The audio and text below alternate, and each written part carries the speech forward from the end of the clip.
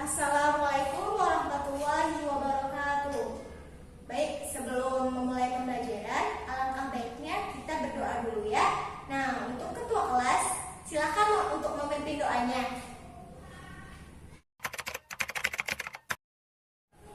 Alhamdulillah, semuanya sudah berdoa ya. Nah, bagaimana kabar kalian hari ini? Nah, kalau ibu tanya, bagaimana kabar kalian hari ini? Kalian jawab, Alhamdulillah, luar biasa, Allahu Akbar. Paham? Bisa ya? Coba satu kali lagi ya, satu kali lagi. Bagaimana kabar kalian hari ini? Alhamdulillah, luar biasa, Allahu Akbar. Tepuk tangan. Baik, ibu absen terlebih dahulu ya.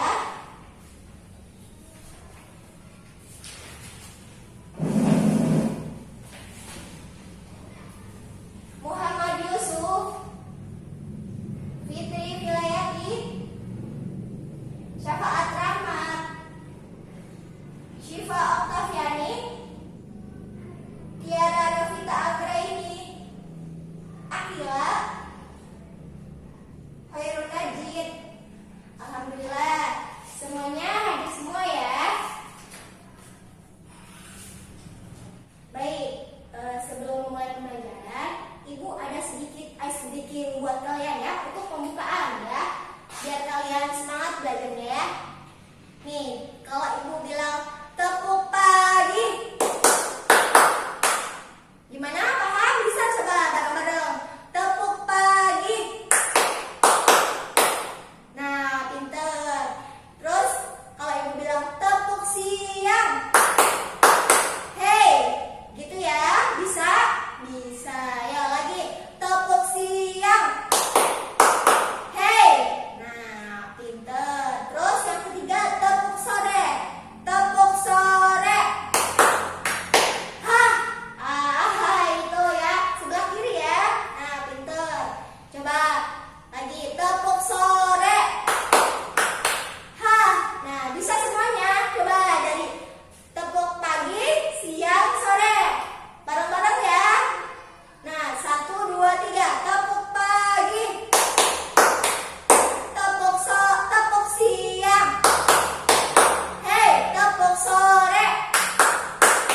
Hah, dah. Tepuk tangan buat kita semua. Semangat ya untuk memulai pembelajaran hari ini. Baik, pembelajaran kita hari ini yaitu tentang para tokoh ilmuwan muslim dalam kemajuan kebudayaan atau peradaban Islam pada masa dinasti Abbasiyah. Nah, tetapi kita mempelajari tokoh ini hanya 4. Nah, semuanya kan tokoh ilmuwan muslim itu ada 8.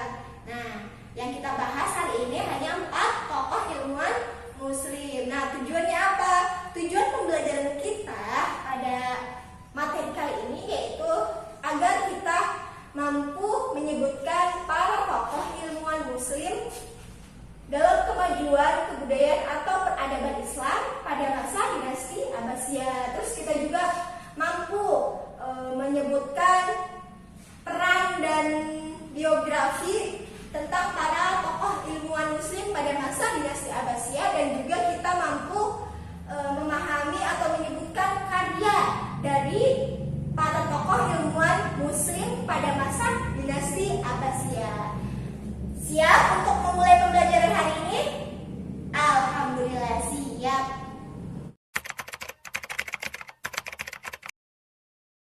Materi pembelajaran kali ini yaitu tentang ilmuwan muslim pada masa dinasti Abbasiyah.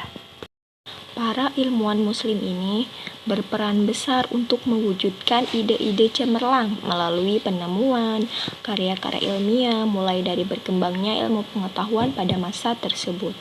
Kondisi, situasi, dan dukungan penguasa membuat iklim, tradisi, dan budaya ilmiah melaju begitu cepat.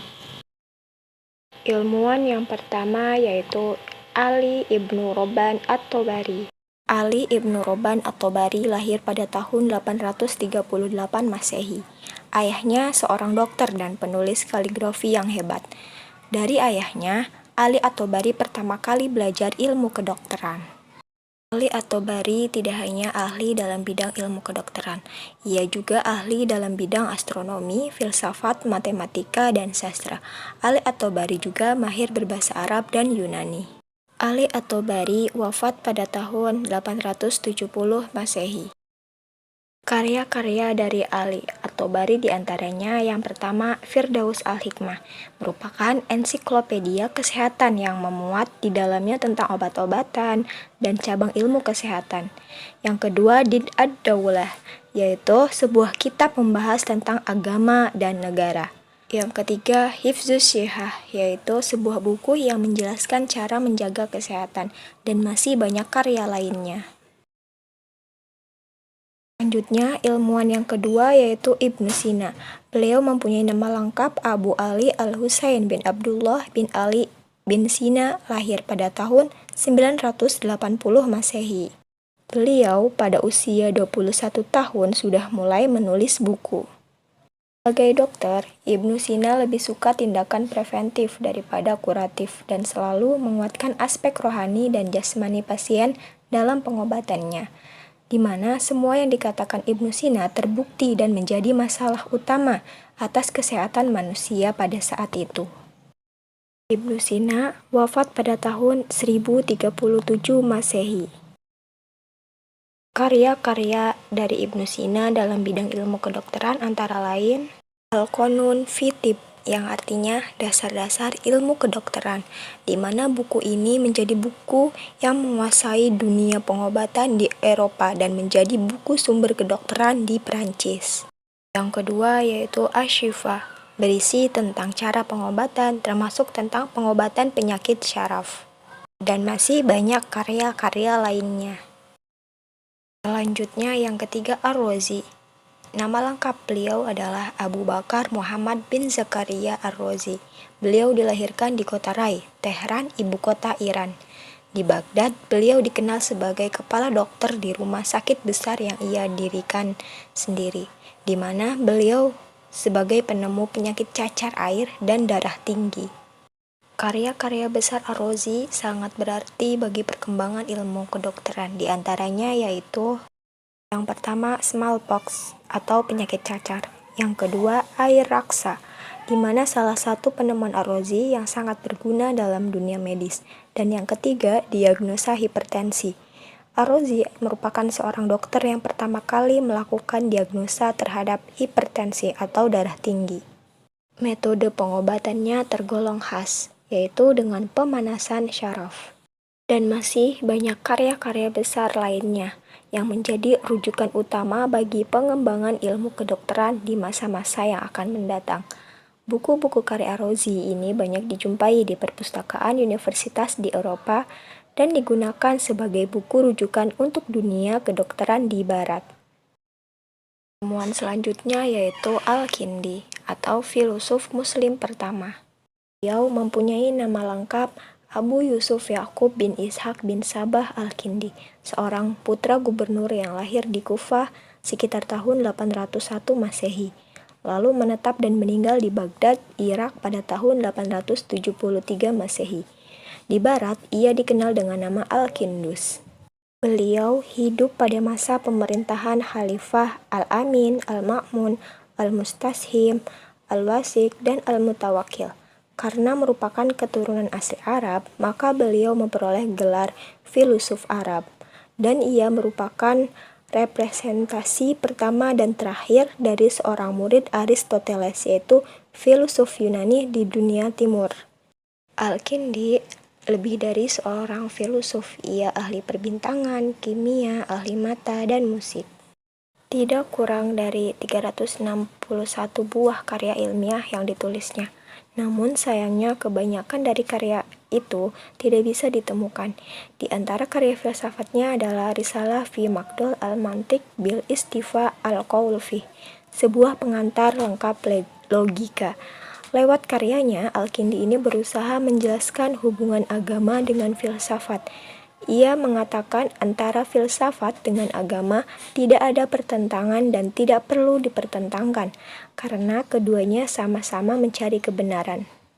Titik temu pada kebenaran inilah yang kemudian menyebabkan banyak ilmuwan Muslim dan lainnya mengkaji pemikiran filsafat Yunani Romawi, sehingga filsafat menjadi salah satu hasil dan bentuk pemikiran ilmuwan Muslim yang cemerlang.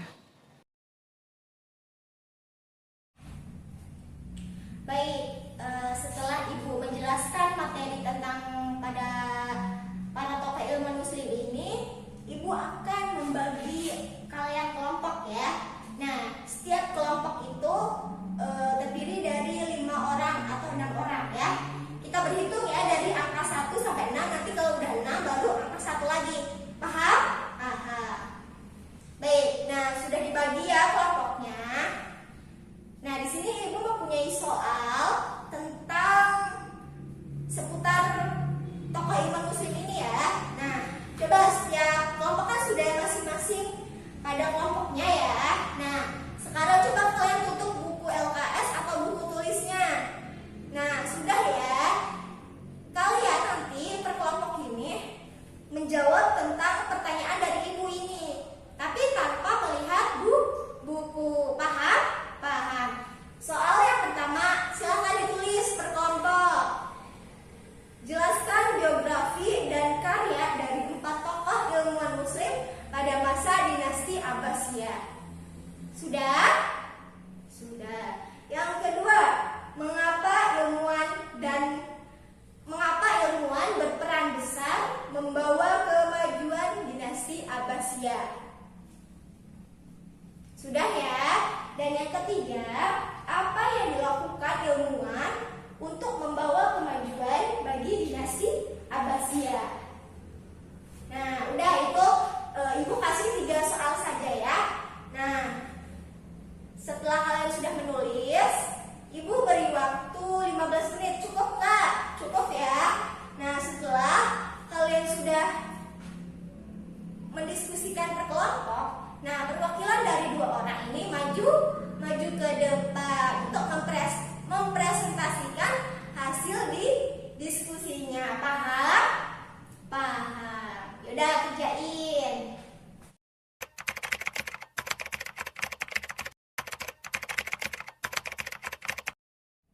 Alhamdulillah, semua kelompok sudah mempresentasikan hasil diskusinya masing-masing ya ke depan. Nah, tepuk tangan buat kita semua. Baik, di sini ada yang tahu tentang hikmah atau manfaat setelah kita mempelajari tentang materi yang tadi kita sudah bahas? Acungkan tangan, nanti Ibu kasih hadiah. Nah, baik, coba Yusuf, apa manfaatnya? Ya, betul sekali.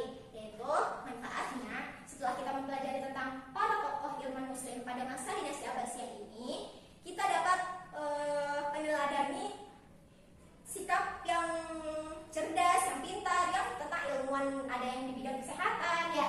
Nah, sebagaimana kita penerus bangsa harus meneladani dari sikap positif yang telah diajarkan oleh para tokoh ilmuwan tersebut ya.